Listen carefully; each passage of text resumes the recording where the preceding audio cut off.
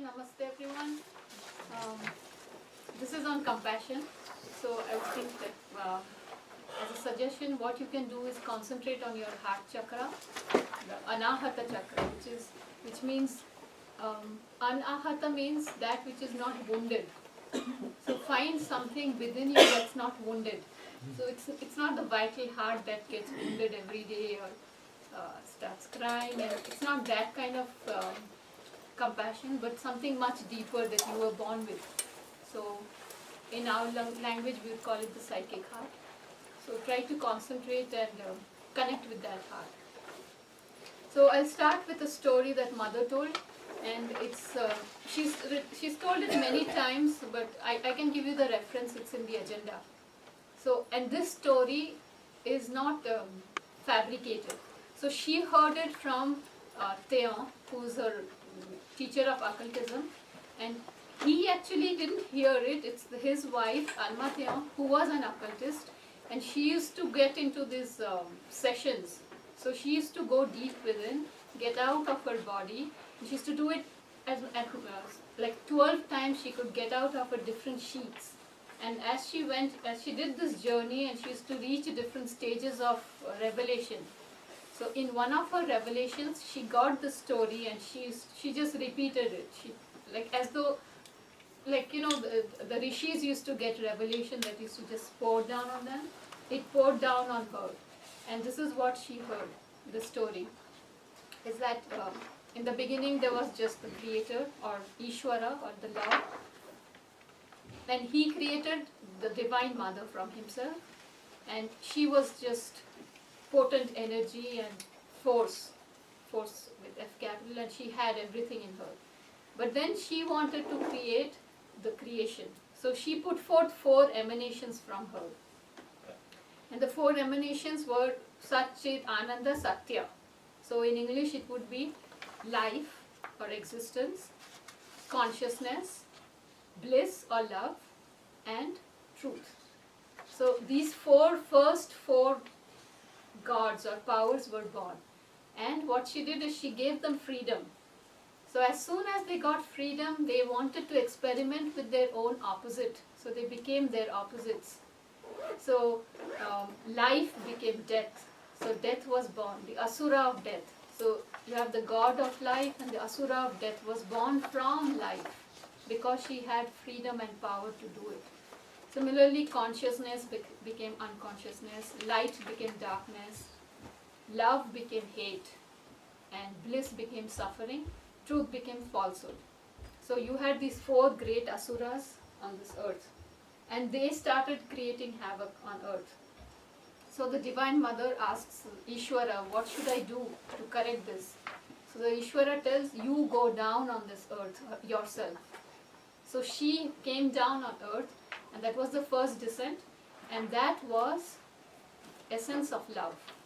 So the very first descent was love, of course, love capital. So that love came on earth, and it connected every being through the psychic. So imagine a network, a neural network. All of us, we are connected to each other through the psychic being. And we are capable of hatred, darkness, death, everything, but we are capable of its opposites too. So the whole enterprise of life is that we are fighting these adversaries, which are these 4 asuras that God created. So we are fighting on behalf of the Divine Mother. And she and her powers, so that was the first descent, and then she created the whole layer of gods. So whatever god you know from Greek mythology, Egyptian mythology, Indian mythology, any kind of mythology, these were the second creation. And Mother, the Divine Mother, used them as her instruments. And they are all in us too. So we can embody many gods. In the same way we can embody many demons too. So this battle that we see outside raging in politics, in Syria, in Egypt, in anywhere you think, it's actually also happening within us. So if you can conquer the battle within, you will see how that battle outside is going to get resolved. So this picture, the microcosm and the macrocosm merge, and that's where you become the agent of change. So when we talk about compassion, we are talking of this divine love. And just a second story from the perspective of Buddhism, because Buddhism is heavily involved in or invested in compassion, because of Buddha's story that he was his early life was completely cloistered at home, and he was a prince, and because of that prediction they said don't let him out, because either he's going to be a great king or a great sage. So his father didn't want him to be a great sage, wanted him to be a great king. But Buddha strayed out and he saw 4 aspects of suffering, and he left his life, his riches and his family, and he found a solution to suffering. And he said the problem of everything is desire, and desire causes suffering. To get rid of desire, you have to get rid of suffering. And to get rid of suffering, follow a spiritual path. So that was his 4-fold truth. So when Buddha was talking about spirituality, he was talking about compassion of love, about love mostly. So there are a lot of Buddhas, a lot of beings who have reached the state of nirvana, or who could go away from the creation. But what they did is they turned back and they decided that all the others who are suffering, maybe we can help them. So that the person who realizes that he can turn around and help others is a bodhisattva. And so the concept of bodhisattva is very strong in Buddhism. And one of the bodhisattvas they worship is called Avalokiteshwar. So how did he come about? So one of the gods, one of the Buddhas was Amitabha Buddha. He had reached nirvana and he was going away from the creation. And at the last moment, on the threshold of creation and extinction, he looked back and he saw the sentient beings suffering. So he felt so sorry for them. A little teardrop fell out of his eye. And that teardrop became a god. And that god is the god that gazes down. That's why he's called Avalokiteshwar. That's gazing down. So in Buddhism, you will see pictures of Avalokiteshwar, God gazing down, or goddess. Sometimes he or she are both the same. So Kuan Yin, for example, is the goddess of compassion in Chinese Buddhism. So what we do is, the story that I told you, this is the mother story, or the story from the tradition. So people ask the mother, then there's so much evil, what are we supposed to do? She said that don't turn away from evil, because you're not going to solve the problem by escaping. But don't dwell on it. Just fight it without dwelling on it and making it a big thing. It's not a big thing. The divine is the big thing. So you be on the side of the big thing and fight this battle. So we'll start by seeing, by hearing what the mother says about the adversary force, and then what Sri Aurobindo says in the Savitri about the Madonna of suffering. You remember that part of Savitri's yoga where it's in the book of yoga, she meets 3 Madonnas. So the first Madonna is the Madonna of suffering, the second is the Madonna of power, and the third is Madonna of wisdom. So the first Madonna is what we will see. So she has identified with suffering beings. She is the Bodhisattva, as in the emanation of the mother who is a Bodhisattva, and she is suffering with her people. So the mother says that it's not good enough for you to suffer. You have to also bring in wisdom so that they can get out of this suffering. There needs to be a resolution. So that's where he leaves it, Sri Aurobindo. And he makes Savitri say that one day when I complete my journey, I am going to come back to you and give you back that wisdom which you are lacking now. So I'll make you a strong person so that you can fight this battle. So we'll start that way. Okay.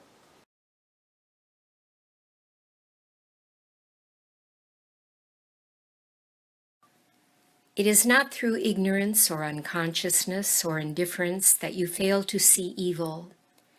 You can see and even feel it, but you refuse to collaborate in spreading it by giving it the force of your attention or the support of your consciousness.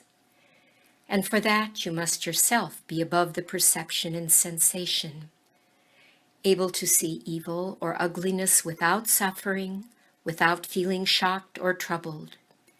You see them from a height where such things do not exist, yet you have the conscious perception of them. They don't affect you. You are free. This is the first step. The second step is to be positively conscious of the supreme goodness and beauty behind all things and supporting all things, permitting them to exist. Once you have seen Him, you can perceive Him behind the mask and the distortion. Even ugliness, even cruelty, even evil are a disguise for that something which is essentially good or beautiful, luminous, pure. With this comes true collaboration. For when you have this vision, this awareness, when you live in this consciousness, you also get the power to pull that into the manifestation on earth and put it into contact with what for the time being distorts and disguises. Thus, the deformation and disguise are gradually transformed by the influence of the truth behind.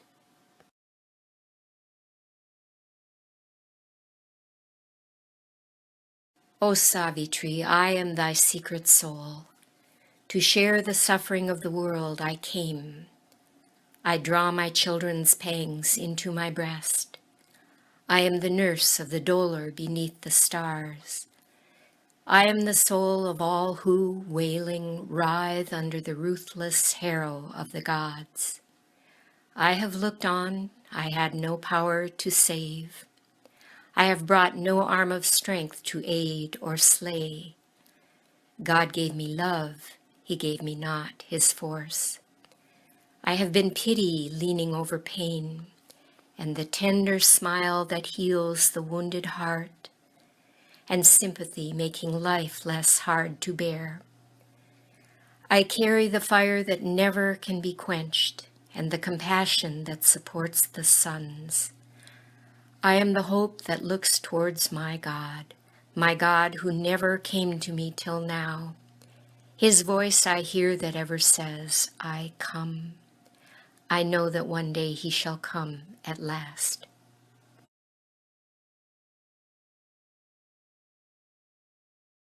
She ceased, and like an echo from below, answering her pathos of divine complaint, a voice of wrath took up the dire refrain. A growl of thunder or roar of angry beast, the beast that crouching growls within man's depths. Voice of a tortured titan, once a god. I am the man of sorrows. I am he who is nailed on the wide cross of the universe. To enjoy my agony, God built the earth. My passion He has made His drama's theme. He has sent me naked into His bitter world and beaten me with His rods of grief and pain, that I might cry and grovel at His feet and offer Him worship with my blood and tears. I have loved, but none has loved me since my birth. My fruit of works is given to other hands. All that is left me is my evil thoughts, my sordid quarrel against God and man, envy of the riches that I cannot share, hate of a happiness that is not mine. I know my fate will ever be the same. It is my nature's work that cannot change. I have loved for mine, not for the beloved's sake. I have lived for myself and not for others' lives. Each in himself is soul by nature's law. So God has made His harsh and dreadful world, so He has built the petty heart of man. Only by force and ruse can man survive, for pity is a weakness in his breast. His goodness is a laxity in the nerves. His kindness an investment for return. His altruism is ego's other face. He serves the world that him the world may serve. And Savitri heard the voice, the echo heard, and turning to her being of pity, spoke. Madonna of suffering, mother of grief divine, thou art a portion of my soul put forth to bear the unbearable sorrow of the world. Because thou art, men yield not to their doom, but ask for happiness and strive with fate. Because thou art, the wretched can still hope, but thine is the power to solace, not to save. One day I will return, a bringer of strength, and make thee drink from the Eternal's cup.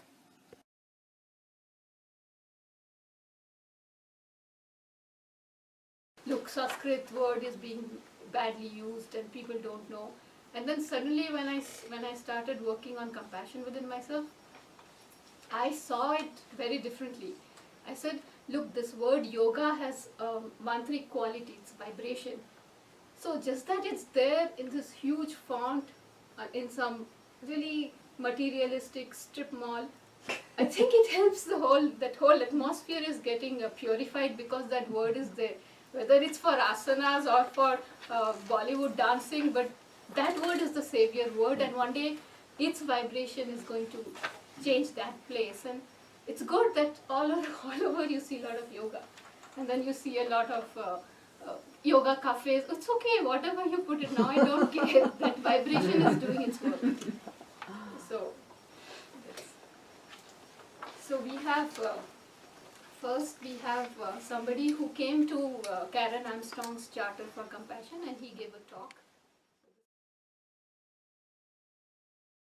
Speaking about compassion from an Islamic point of view, and perhaps my faith is not very well thought of as being one that is grounded in compassion, the truth of the matter is otherwise. Our holy book, the Quran, consists of 114 chapters, and each chapter begins with what we call the Basmala, the saying in the name of God, the all-compassionate, the all-merciful. And in a saying of the Quran, which to Muslims is God speaking to humanity, God says to his Prophet Muhammad, "We have not sent you, O Muhammad, except as a rahmah, except as a source of compassion to humanity. Therefore, our objective and our mission must be to be sources of compassion, activators of compassion, actors of compassion, and speakers of compassion and doers of compassion." The sources of human problems have to do with egotism. I. The famous Sufi master Rumi, who is very well known to most of you, has a story in which he talks of a man who goes to the house of a friend and knocks on the door, and a voice answers, "Who's there?" "It's me," or more grammatically correctly, "It is I," as we might say in English. The voice says, "Go away."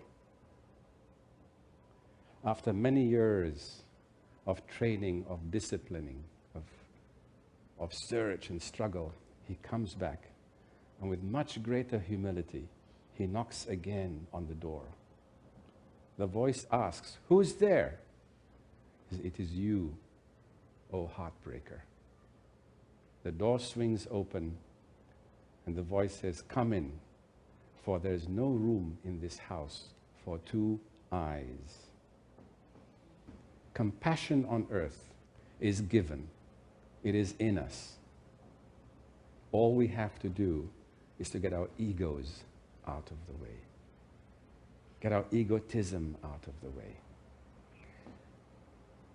I'm sure, probably all of you here, or certainly the very vast majority of you, have had what you might call a spiritual experience.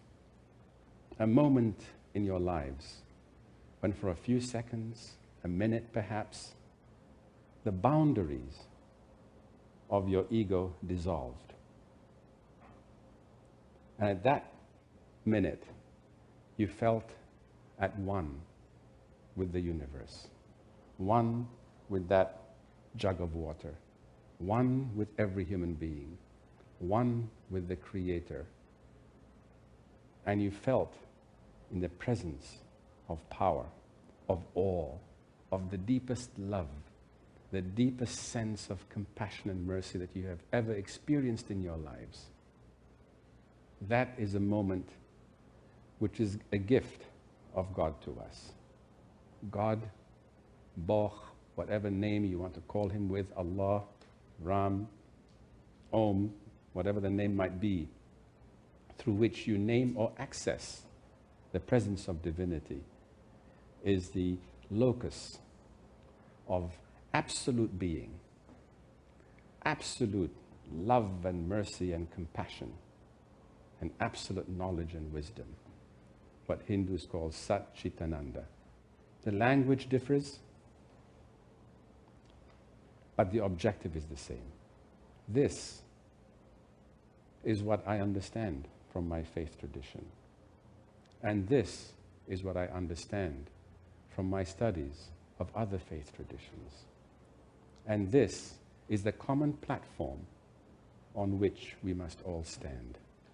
And when we stand on this platform as such, I am convinced that we can make a wonderful world. We have reached a stage in human history that we have no option. We must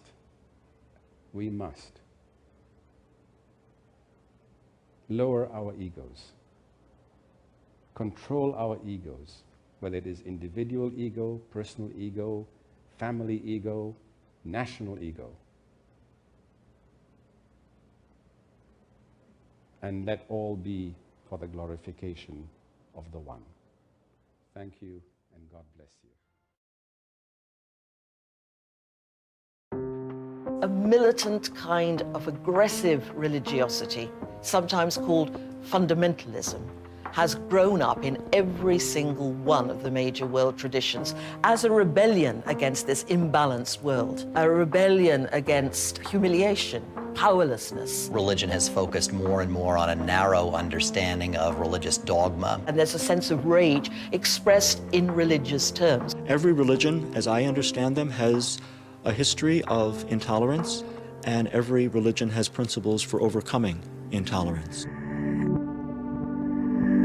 I want people to hear the compassionate voice of religion. I want to change the conversation and bring compassion to the forefront of people's attention. Compassion is at the heart of my religion. And religion, when it's done in a healthy way, should enhance that. It's recognizing each other's humanity. It's realizing that it doesn't matter if they're Jewish or Christian or Buddhist or Hindu or Islamic, is that they're a fellow human being, that they're suffering, and that that's avoidable. As a Muslim, you have to submit to the will of God, and submitting to the will of God means that you have to be compassionate and kind to your fellow human beings. That which is hateful to you, don't do to your fellow. Love thy neighbor as thyself. I am thy God. Don't do to others what you wouldn't like them to do to you. The golden rule is a golden rule in so many different world religions. And we need to somehow find a way to implement the golden rule globally so that we treat other nations, other peoples, whoever they may be, as we would wish to be treated ourselves. We need a charter for our own souls, for our own sake, but also for the sake of the world, the sake of our perilously divided world, which is, in one sense, drawn together more closely than ever before.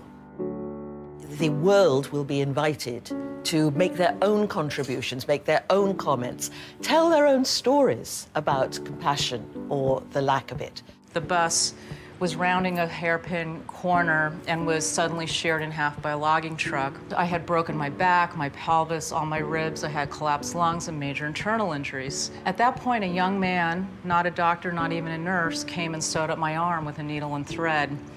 And he saw the need, and this young man saved my life. And that man took off his leather jacket, took off his sweater, and then took his shoes off in the middle of the street removed his socks and gave them to the naked man. And both of them began to cry because it was such a moving experience that this little black lady grew these tomatoes and gave them to someone she didn't know purely out of a sense of love. I remember she sat with me while I cried, feeling this just unconditional compassion. It felt like I was drinking fresh water. And that social worker fought for me to be able to stay in school.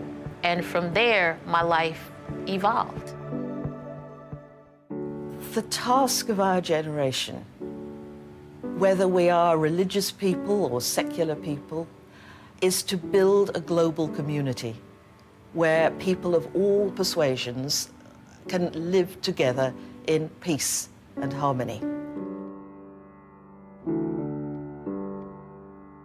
Third speaker is the Dalai Lama, who's the leader of the Tibetans, and he speaks a lot about compassion. And if you know his history, in 1959, when Mao Zedong was the leader of China, they didn't believe in religion or God, so they came and attacked the Tibetans, and they made a lot of Tibetans run for their life, and they crossed the Himalayas and they came to India, including the Dalai Lama, who was just maybe 19 or 20 at that time. And those who couldn't escape were killed. So a lot of Tibetans just died, and they call it an ethnic cleansing, because ethnically they are a little different from Chinese, and they have a different language. They of course practice Buddhism, and they have a lot of monasteries.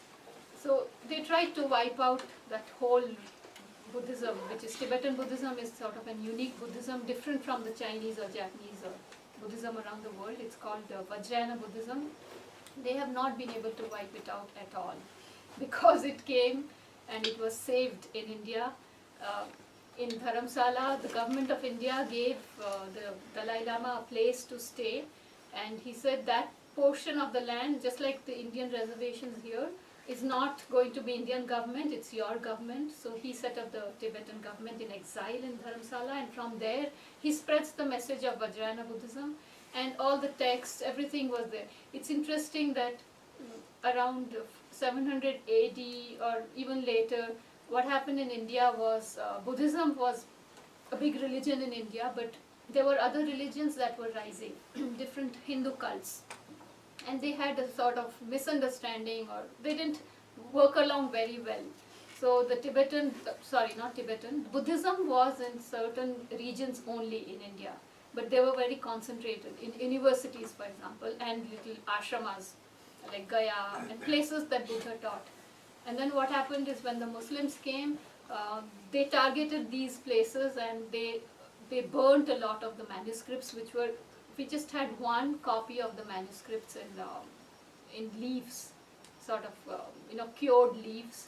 So a lot of these Buddhist manuscripts were destroyed, but a lot were smuggled out of India and taken to Tibet and China, and so they were safe out of India, because India was not hospitable for Buddhism.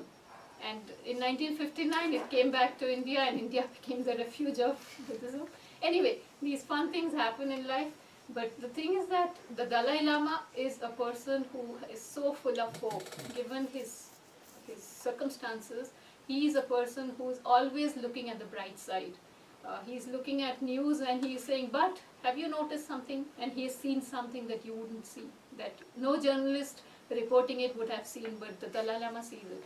And his method of compassion is a very strong dose. He says that find the person you hate the most, one who has hurt you really bad, and try to love that person. So that's his message. And one of the Tibetan gurus who was left behind in Tibet when the Dalai Lama came, and they met after 40 or 50 years, that person had survived the Holocaust, and Dalai Lama asked him that, how was it out there? Was it really bad? Then he says, no, I survived it. I survived the torture. It's just about the flesh kind of stuff, but my inside was all good. Only once I came really close to danger. So what kind of danger? They thought he came close to being killed or something. He says, no, I came to danger. I almost hated the Chinese. So their level of compassion is kind of very high. So we'll see what the Dalai Lama says.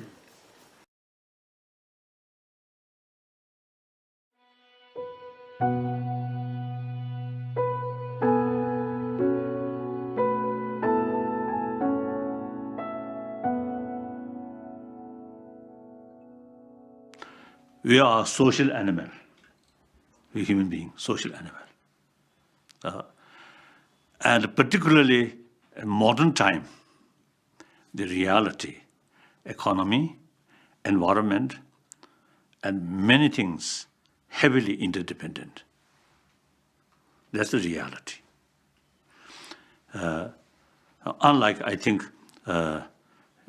past sort of as the ancient time more or less independent, self-sufficient.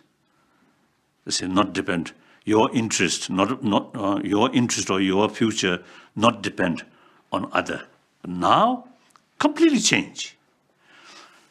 So even from the selfish viewpoint, you have to take care about others' well-being. You just think yourself, the blind selfish. Think yourself, forget other, or worst thing, exploit other, cheating other, bully other. Ultimately, you suffer. Through these mischievous way, you may gain some temporary sort of benefit, but in deep inside, you feel uncomfortable.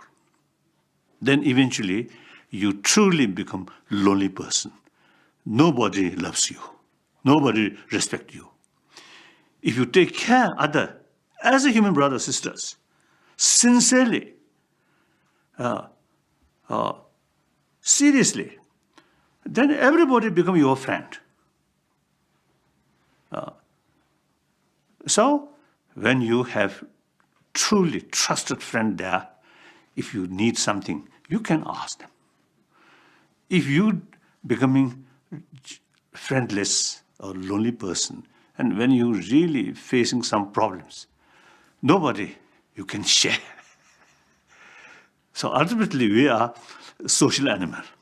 So even other animal, no law, no education, no religion, but you see, they have some kind of sort of feeling. Their own individual survival depend on rest of the community or herds. So they work together.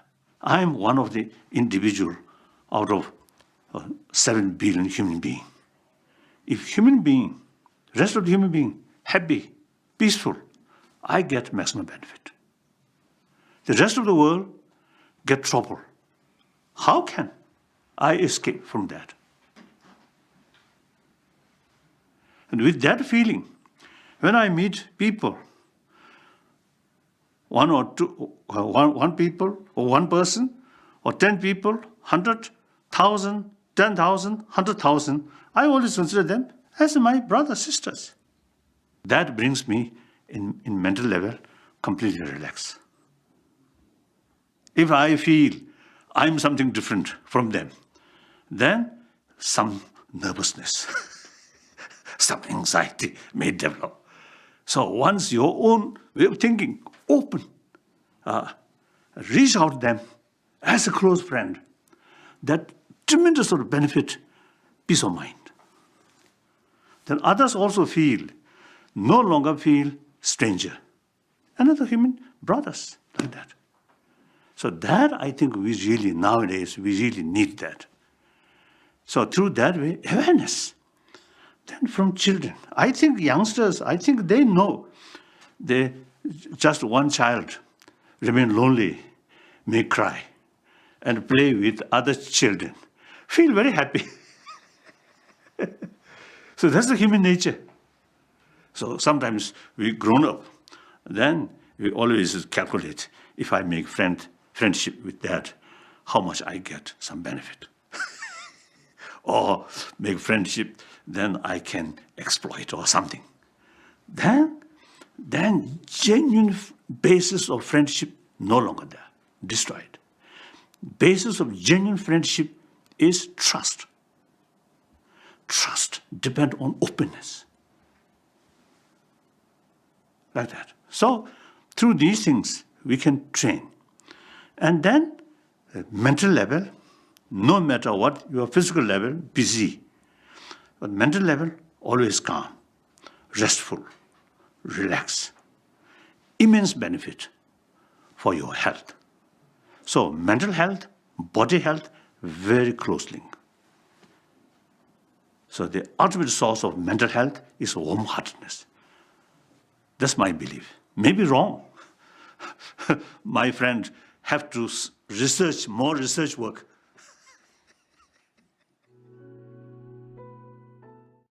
What you have in your handout is the passage from the mother.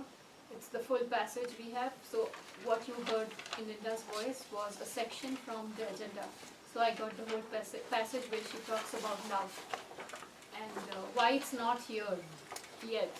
And she says that Aurobindo says we are not ready for embodying love yet. It would crack us. Like the vessel is not well baked. And when it gets well baked, then we can hold love. But she told it in 1962. So maybe now we are ready. It's up to us to decide. That's one thing. And the other is from the Synthesis of Yoga, where Aurobindo is talking about being an instrument. How best you can help the world is be an instrument. I have a nice meditation music also. This is from Thich Nhat Hanh's group. He's a Buddhist monk. He teaches Zen Buddhism, and he's a Vietnamese Zen Buddhist teacher. So his life also was kind of difficult. So when the Vietnam War started around 1965, he already had his ashram in Vietnam, and they were also about peace. Buddhism is all about peace, compassionate listening. Zen Buddhism is a lot about compassionate listening. So he told his disciples, a lot in number, that we are not here to judge who's right, who's wrong, if the Vietnamese Viet Cong is right, or the French are right, or the Americans are right or wrong. We don't judge. We give love to all. So they thought that their message of peace would stop the war. What happened is they were being targeted and killed. So they had to come out of Vietnam, and they got place in the south of France. So he set up his ashram in the south of France, and a lot of people got killed, a lot of innocent practitioners of his group. But right now he is still in the south of France. He is 89 years old, and his group travels around the world, and they spread the message of compassion. So I attended a talk last week. It was a seminar on compassion. And the last section of the seminar was these Buddhists from his group. They came and they performed the music. So if you want, I can put it on, you can hear it while you think about how you can widen your compassion or your heart center. Should I do that? Yes. Okay. And if you hear the voice, all they are saying is Namo Avalokiteshwar. As I told you, Avalokiteshwar is the downward gazing God, the teardrop, and Namo is I bow down. So the two words put together, Namaha Avalokiteshwar, becomes Namo Avalokiteshwar. That's the only chant.